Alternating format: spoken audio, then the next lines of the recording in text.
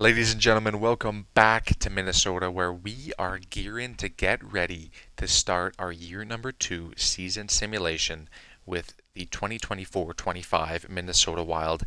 But before we do anything, before we advance any time, I want to take some time to go ahead and look at some lines. That's a bar for some teams around the NHL. You know, there was a huge offseason last offseason. In the last video, we did the draft, the reassigned phase, free agency, and a lot of players changed teams. So let's go through, let's take a peek, and see who is new. The first thing I want to point out is the Blackhawks. They added Duchesne. I think that was a deadline trade, but I'm not 100% sure. They also added somebody else that I thought was interesting. It might have been a goalie. No, maybe not. Okay, maybe they didn't add anybody, but this team looks solid. I'm not. Oh no, that yes, they added former Minnesota Wild Vinny Lettieri. That was what it was. I don't remember how they got their hands on him because we traded him to Nashville for Jason Zucker, but they picked him up. They got him, and he is back in the Central Division. Well, I guess he never left because Nashville is still in the Central. But Vinny Lettieri is now on the Chicago Blackhawks. And Connor Bedard is up to a 91 with all 6 X Factors. So this first line is going to be disgusting here in Chicago. The next team I wanted to look at was Colorado because this team is studly and they are locked up as well. I'm going to run over and give you a better look at this team here. Give you a better look at their contract situation. Whoops. But there's a different button for the same thing in every single thing. Anyway, McKinnon 7 years is here. Cale Makar only has 3 years left, but I mean that's more than enough to win another cup with this core. Rantanen is locked up for 8 years starting next year. Devin Taves has 7 more years, 6 years on Nichushkin, 5 on Landeskog, 4 on Millsat. This team is studly, and nobody is going anywhere on this team. That's a little bit scary.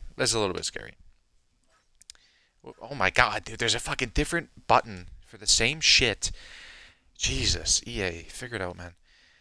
The next team we're looking at is the Dallas Stars because in real life, best team in the Western Conference. In this save, they didn't even make the playoffs. And I don't know why that is because this team is definitely solid enough on paper to make the playoffs. But the reason we're looking at them, we traded him to Dallas in the last video in exchange for Wyatt Johnston, and he slots in nicely. He looks to be a nice veteran presence on this team and fill kind of the same role that Johnston did. So I think both teams are happy with that trade still. I'm going to stand by that trade. Holy shit, I keep pressing the fucking same button. Next team is Detroit. Highlighting them because Patrick Kane chose to stick around. Patrick Kane is staying put in Detroit. Now, there's some speculation that this guy might want to play for every single original 6 team. And if you want to count the Montreal Canadiens GM mode we did earlier in this game cycle, he's 4 out of 6. He's only got the Bruins and the Leafs left to do. But anyway, Patrick Kane stuck around on the Detroit Red Wings, and they are pretty well locked up too. Dylan Larkin for 7 more years, DeBrincat for 3, Cedar for 3, Raymond for 7, Casper for 3. So what I'm seeing in Detroit is kind of a 3-year Stanley Cup window, and then they have to do some retooling. And then if they're lucky, then they can have another 4-year Stanley Cup window after that. So big things potentially coming in the Motor City. Next team we want to look at is the Montreal Canadiens. And we're only looking at them because Peter Phillips, the 3rd overall pick in last year's draft, is already at an 85 overall, and he hasn't even played a single game of his rookie contract, so he still has 3 years left at less than $1 million. So Montreal, if they can add some pieces pretty quickly there, then they're looking good. Slavkovsky extended for 5 years at 6.5. That is a steal of a deal for Slavkovsky. 6.5 mil for Slavkovsky? That's insane. And in this game, with the salary cap inflation, that deal it's only going to get cheaper as the years go on. The other team we're looking at here is the San Jose Sharks because they made the playoffs and it looks like they got even better. Eklund and Zetterlund are really growing. Couture didn't drop off as much as kind of I thought he would. They added Chandler Stevenson. They added Mikael Granlund. They still have Marcus Foligno from last year. Luke Kunin is here. They added Jacob Silfverberg. They also added Tyson Barrie. So, I mean, this team could be something. And then goalie-wise, they have Semyon Varlamov and Vitek Vanacek. So, look out for the San Jose Sharks in the Pacific Division, potentially. Because this team can kind of be something. And they still have 3 years left at 2.75 for Varlamov. You want to talk about a steal of a deal. That's about as steely as it gets. But anyway, I think that is just about it. Let me recap our very own team to you. Nothing has changed from the last video. And I think we figured out that we are going to roll with Zadina on that third line. Boldy, while he's listed as a power forward and not the playmaker like Johansson, he has better offensive awareness and passing than Johansson. So that's kind of maybe given me hope that Boldy can potentially rack up some assists with Johnston the sniper and Zadina the sniper. And then Johansson can focus solely on Rossi and Zucker. I tried to combine Zucker and Rossi and I got Rossi. Anyway, the team is unchanged. We are going to start the season at least with Shillington on the first line, as well as the second line power play. We're going to come back to that maybe 10 or 15 games into the season, and we are going to evaluate that Shillington and Faber pair, and maybe we need to break them up if we have to, because I don't know if you guys remember, but the Shillington-Faber pair on the second unit last season in the playoffs was atrocious. They were like a -8 or something like that. That just won't play. So maybe if they're not simming so well, then we drop them down. We risk that chemistry. But for right now, the chemistry that we have is too good for me to ignore. Anyway, I think that is good enough for looking at some of the lines around the year. We are going to advance a couple of these because we have offered some contracts to some scouts. No. And the reason we have done that is because there is somebody in the draft class who is potentially very enticing to us. If we are slated to be another late first-round pick this season, as we were last season in Western Conference Final, there is a goaltender, a first-round goaltender, Lubomir Švidký out of Slovakia, that I need. We have no scouts in the region. Okay, I don't know what region this is. I don't know what region this is. I hired 17 scouts for Europe and Nordic and fucking wherever. I don't know where the extra liga is. I thought it was Czechia. I did. But if that's not under Europe, then I don't know what it's under. So maybe Lubomir Švidký does not get scouted at all until I can figure out what fucking league he's playing in. Anyway, this is a player of interest to us. Lubomir Švidký, first round goalies. You can never pass him by. And I mean, we already know about him. He's a guaranteed medium elite. He is every year. And he's 6'5". He's a giant. I'd love to get my hands on this guy. But I think that is going to just about do it. We've gone through some of the lines around the league. We have taken a look at the draft class, identified some players that we're kind of interested in, and that feels like everything we need to do. Oops, did not mean to do that. EA, these menus are slow and atrocious. Anyway, we are going to simulate up to the regular season, and we are going to get going with the Year 2 season simulation. I don't really understand the point of that trade at all. Okay, no. We're giving up too many roster players in some of these trades. They're not bad trades if we're trying to rebuild, but, I mean, it's like I said, the first 3 years of this save, we are winning, and we still got 2 more years left to go. But other than that, I think we're ready to go.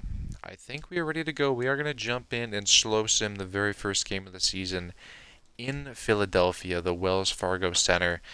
5-on-3 for Philadelphia, and there you go. There you go. We're killing it off. First penalty kill of the season is a successful one. And Wyatt Johnston, the new acquisition to the Minnesota Wild over the offseason, scores the first goal for the team. Another penalty kill power play. Start that off on the right foot. Not going to happen as we go into the second period. I got nothing to say. Just keep simming. Keep on simming. Another power play for Philly. Who's taking all these power plays, bro? On Wallstead from the slot. You don't love to see that, but shots are pretty even. 16 to 17. 17 to 17 now. 5 minutes left in the second. I'm just going to keep on going here. We're starting to pull away in the shots. I would love another goal. I really would. I really would. Another power play for Philly. Power play for us now. Let's go. Okay. Okay. We're shooting them now. Another power play for us. Okay. So something that I've learned is that we take so many penalties in the slow sim and we don't score on any power plays in the slow sim. But the first game of the season needs extra time. Jeez. I'm not ready for this, boys. I'm not fucking ready for this. Alright, we're not going to touch jerseys. We're just going to go into it. Oh, fuck, that tea is still so hot. Jesus. Oh, my stars. Holy, 95 offense, 94 defense? 86 goaling, did that say? Jesus, dude. Maybe this team is going to be nuts. Maybe this team is going to be nuts. We lose the opening faceoff, and Jamie Drysdale is... Okay. Okay. Oh, man. That is... Wait, what are they fucking called? Electronic entertainment? Or electronic arts? That is EA Sports NHL AI at its finest. I mean, the fucking Red Sea just parts for Jamie Drysdale to just walk in and score. I mean, the forehand, that's one thing that I love about the AI in this game, is that the forehand shot goes so far across the shooter's body that all the goalie has to do is just come out of the net like an extra inch and it's saved. And they just can't. They just can't do it. But we dropped the first game of the regular season to the Philadelphia Flyers in overtime off of maybe just the best play I've ever seen in history. But yeah, I got nothing to say, so we're just gonna keep on simming here. We got a couple of games on the road here before we get to go home, and we are winless to start our first 3 games on the road against Chicago. And there you go, first win of the season, 4-2 over the Capitals. And now the Sharks. For some reason, the good at hockey Sharks, we beat them 3-1. Now on the road against the Devils, shootout loss, so 2-3-1. We're good enough for second in the division, and the Stars are dead last. We got to keep an eye on the Stars, because I really thought they were going to be a lot better last season and this season. But at home against the Kings is a win. At home against the Lightning is a loss. And we're middling right now. How many games is that? 8. We're going to go 2 more. And then we're going to look at some of these stats here after the first month. So we beat Utah in the shootout and then lose to the Oilers. 4-3-3 is good enough for 3rd in the division. And this team is, it's perplexing. Matt Zuccarello with 2 goals. You love to see that. So Zuccarello's playing well. Kaprizov is playing well. Zadina is playing well. Boldy, Johnston, and then it kind of starts to fall off. So that third line, Zucker's a -7. Johansson is a -7. And who else is on that third line? Rossi is a -6 without a point. This is Marco Rossi. That is something. That is something. Let's take a look at our defensemen here. Faber with 6 points, Shillington with 2 points, and they're both positives. The only positive defenseman.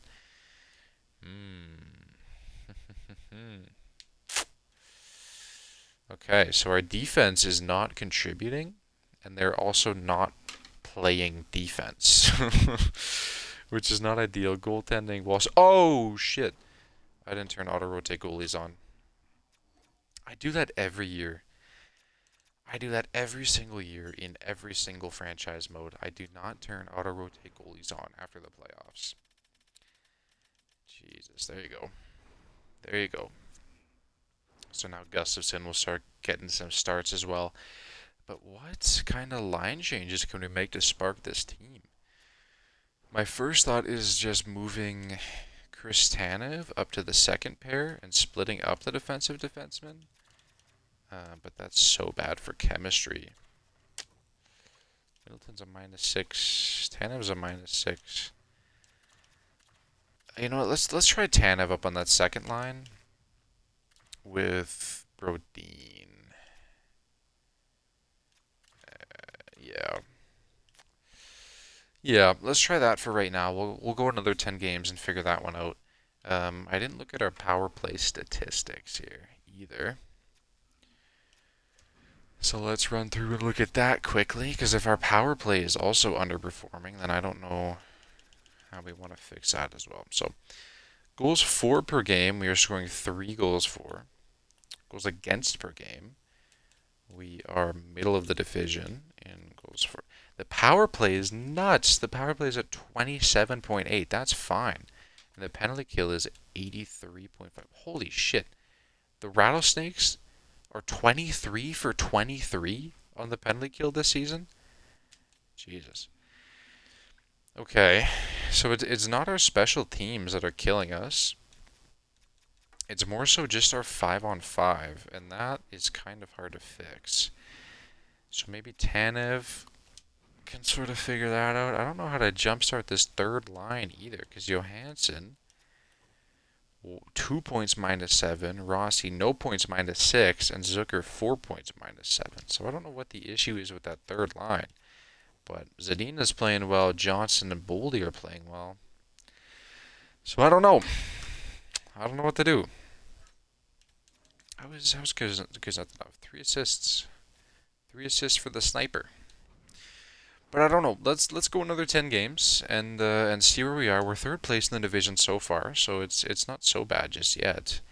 But obviously you'd like to be winning a little bit more. So a week you're on the road against Anaheim and then at home against St. Louis. It's a win against Anaheim. Oh, let's think about this, because a lot of the trades that we have been offered have been giving away players for draft picks. Now the Kraken, who are 8-2-2, are offering us Dmitry Kulikov.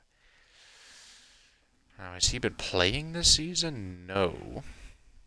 So we don't know how well he's been doing, but another defensive defenseman supposedly fits in all defensive pairings. I just don't know what you would want to give up for him, because he's just another depth piece, and we already have Bogosian for 2 more years. Maybe we get rid of this third and try and do Bogosian and a 5th for Kulikov, and we just are swapping depth pieces. I'd be cool with that. And so would the Kraken. There you go. Bogosian off the team. And we got back-to-back wins there, and now at the top of the division. So another week, 2 home games against Pittsburgh, shootout loss, against Florida at home, a win, and at Nashville on the road, a 10-3 loss. Holy hell. Jesus. 2 home games this week versus Winnipeg and the Knights. We split them, and then Dallas is a shootout loss. So the Jets, leading the division, are 12-8. We are 8-5-5, brother. We have been losing in the extra frame so much. That's kind of wild, but we got another 2 games here. On the road against Chicago is a win. At home against Columbus is another win. So we're starting to find some more consistent wins, or at least some more consistent points, which I'm happy about. And Zuccarello has over an assist per game. That is psycho. A psycho, this guy is. Kaprizov with 15 goals already. Boldy, there you go, 10 assists. And Zadina, he stopped scoring, but he's still getting points. So that first line, Zuccarello, Kaprizov, Eriksson is playing well. That second line, Boldy, Johnson, Zadina is playing well. And then that third line is not so good. Where's Rossi? Only 5 points and a -9. 7 points and a -9, 9 points and a -8. So that third line is lacking a defensive presence. Um, maybe what we could do. Kuznetsov does not have a goal yet. Okay, I'm thinking about some changes we can make, but let's just look back at our special teams here. We're going to point in 62% of our games. We like that. So our goals, goals for per game. I don't remember what that was at before. I think it was 3.4, so it went down. Our goals against per game is still middle of the pack. Power play percentage went down, but it's still second in the division. And the penalty kill percentage went down as well, but it's still top 3 in the division. So, special teams, again, is not the issue. It's 5-on-5 play. It is 5-on-5 play, and I'm thinking what I want to do is drop Johansson to that third line or the fourth line and move Kubalik up, because that third line is really missing a defensive presence. I know they're all listed as two-way forwards, but they're allowing so many goals on that third line. So Kubalik will come up. He has been only a -1 on the fourth line. Johansson will go down the playmaker to play with the sniper of Kuznetsov and hopefully jumpstart some point getting of his. Defensively, Shillington only has 3 assists, and Faber is playing well. Spurgeon has kind of picked it up on that fourth pair. I don't think I'm going to touch anything defensively. Power play wise, I mean, our special teams have been fine. Our special teams have been very, very fine. So we're just going to keep it on, keeping on. Is there a game that we maybe want to slow sim this month? Maybe against Nashville, or maybe this game against Dallas here. But let's go this first week here at home against Chicago, and then on the road in Southern California. Or sorry, New Jersey first. We got New Jersey first at home. I didn't see that. But we beat Chicago, and we lost to New Jersey. That's fine. And then on the road, LA and San Jose, back-to-back over the weekend. A loss and a loss. Ooh. We are still second in the division, so still not much to worry about here. But we do play Winnipeg in back-to-back games. Got to beat Seattle first. We lose, beat Winnipeg. That's big. Winnipeg, tops of our division. We play them again, only 2 days later. Ooh, medium top 9 prospect for Kubalik. Let's just see here. Vincenz Rower. I don't really want to give up Kubalik for this kid, but I mean he would be a solid guy. I don't know why Nashville, why Montreal is trying to. Oh, they're camp dumping. They're trying to cap dump on us. I don't want that. Get away from me. All right, Winnipeg. Shootout win against Winnipeg is huge. It's huge. The Avalanche are the bottom of the division. 8-17-4. I hyped them up so much at the start of this video, and they're at the bottom of the division. But at home against Colorado, watch us lose to them. It's scripted. We beat Nashville. Is big. Back-to-back against Utah, and then Colorado again. 2 losses. That's not ideal. We are in a 3-way tie for second place in the division, and then with 34 points, and then 5th place is 33 points. So this division is tight. This division is very, very, very, very tight. Let's go for this game against Dallas, and we'll slow sim it. We got to get through Seattle at home first. Seattle at St. Louis. 8-3 win there is huge. Let's jump out and just look at the stats really quickly. So let me save the game first and have a sip of tea. Oh, fuck, that's hot. Christ. Okay. So Kaprizov, 34 points, 22 goals. This guy is big. This guy's a shooter. Zuccarello with 34 points. So that first line leading the team in points. And then Johnston, Zadina, and Boldy on that second line. Zucker and Rossi. Jeez, they have not picked it up defensively at all on that second line. Well, I guess it didn't get worse. They didn't get better, but they didn't get worse. Kubalik did get worse, but that's fine. That is fine. Shillington has not scored yet. And Kuznetsov, that did jumpstart some scoring for Kuznetsov, just like we had hoped for. As far as goalies go, ooh, we're not getting some very good goaltending here. 898 from Wallstedt and 858 from Gustafsson. We're not getting some amazing goaltending here in Minnesota, but that's kind of something that happens. Good thing we're not paying either of them like $8 million a year. But let's go on the road against Dallas, American Airlines Center. We play them twice in a row. We got to get through them here on the road first. Let's see. Jason Zucker scoring from a tough angle along the half boards. Power play for Minnesota. Kaprizov scores just at the end of it from the other side of the ice.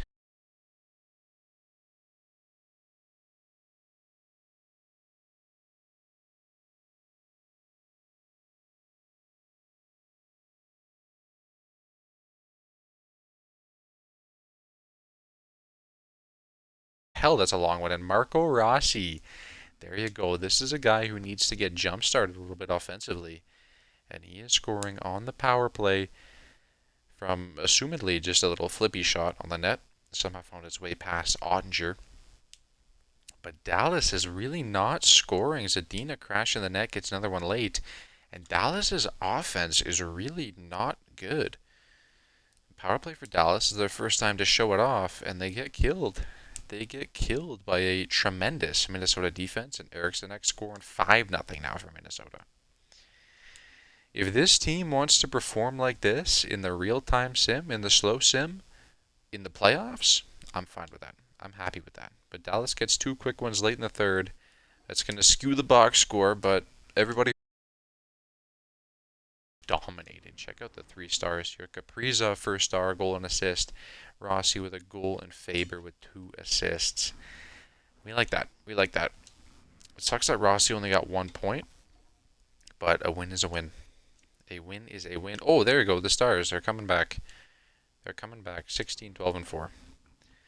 They are starting to pick it up there in Dallas. And let's go. We got 9 more games that we're going to do in this video. So let's go up to this one against Winnipeg here. Got Dallas again at home, and then Chicago on the road. So we beat Dallas, beat Chicago, Montreal at home, lose to Montreal back-to-back. We beat Washington 8-4, and we are now fighting. We're bringing it to the Jets now for the division lead. And we got to play them on the road first. The rematch, Western Conference Finals, a 2-0 shutout win, and now we are only 1 point behind the Winnipeg Jets in the standings. Let's see if we can claim first place in the Central Division with a win over the Vancouver Canucks. We lose in regulation, but the Jets did not play. We got a back-to-back Montreal and Toronto on the road. It's a loss and a loss. Okay, so 3 losses in a row now coming out of Minnesota. If we lose one more, I might have to make some line changes. No, thank you. And another loss. Okay, so that's 4 losses in a row now for the Minnesota Wild. And something needs to be done about that because we were challenging for the lead of the Central Division, and now we are barely in a playoff spot. And that's how quickly the tides turn. I'm not really seeing anything here. Let me sort by forwards. So that's the first line, second line, third line. I mean, everybody is doing what they need to be doing defensively, but for some reason, we are such a defensive-focused team, and we are allowing so many goals. Look at Middleton, minus 15. I have to trade this guy. I have to trade Jacob Middleton because he is so bad defensively and offensively. And he just takes so many penalties.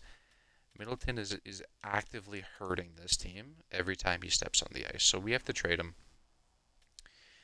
I would preferably like another defenseman. Well, I guess I don't need another defenseman for him. So I can go after a guy like Andrew Kopp, per se. Got 3 years left at 5.6. He is playing decently well offensively. He's a 2-way forward though, so I'm not really interested in that. But I really just want to get rid of this guy because we got Kulikov sitting on the bench who can slide in and play anywhere pretty much. So let's just trade him to somewhere where we know we're not going to make them too much better. Zuber, I don't really know. I liked this one here, Parishchak from the Rangers. There's a solid prospect who was just drafted. Tarek Parishchak, medium top 6. Sniper. He's basically like another Kuznetsov. 26th overall by the Rangers. I like the look of this guy. I do like the look of this guy. He's playing well in the WHL right now with Prince George. So maybe do we go out and get Tarek Parishchak for Jacob Middleton? Is that a bad trade? The Rangers are looking to compete. 27 and 11. How is their decor looking? 1, 2, 3, 4, 5, 6. So presumably he would replace Braden Schneider. And that's an upgrade. That is definitely an upgrade on Braden Schneider. So I think I'm going to pull the trigger on that. Jacob Middleton to the New York Rangers in exchange for Tarek Parishchak and a 5th. My own 5th. Imagine that. We just got our 5th round pick back. Let's go and call somebody up. This guy old. Yep. 26. Bring him up. And we will slide Kulikov in there in place of Middleton. And I'm going to bump Spurgeon back up.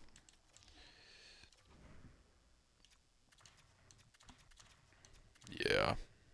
Okay. Hopefully that makes the team a little bit happier defensively, because there's no way Kulikov is going to be taking that many penalties. Hopefully that's good for us. Fucking fly in my room. Yeah, let's go through to game number 41 here. Let's best lines Iowa, but get Branson Nygaard back on that second line. He's only got 7 points. Yeesh. Yeesh. And put him on the power play as well.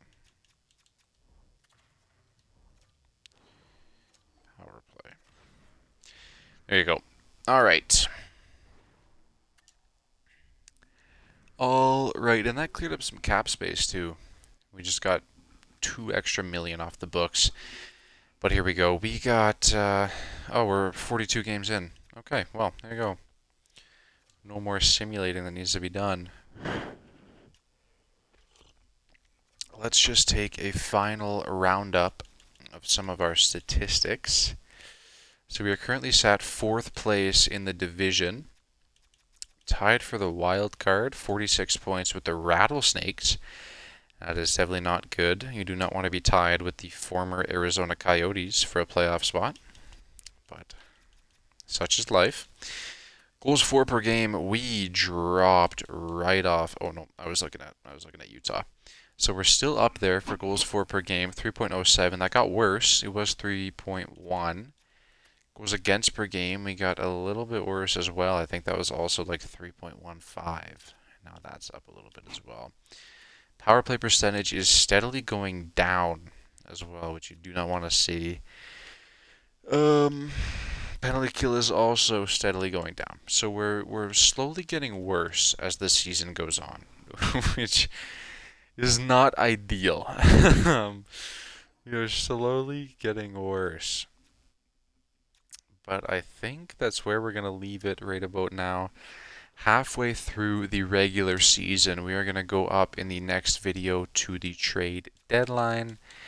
And then we will do the remainder of the season in that video. Hopefully, this team can get a little bit better. Let me know kind of what line changes you guys are interested in the comments. How can we get our special teams back up to how they were? And how can we get this team to stop allowing so many goals? Because it's a defensive first team, but somehow we're having a lot of trouble keeping the puck out of the net. So I don't know quite what to do about all that. But you guys let me know kind of your thoughts, and I'll ponder it. And we will see you in the next one.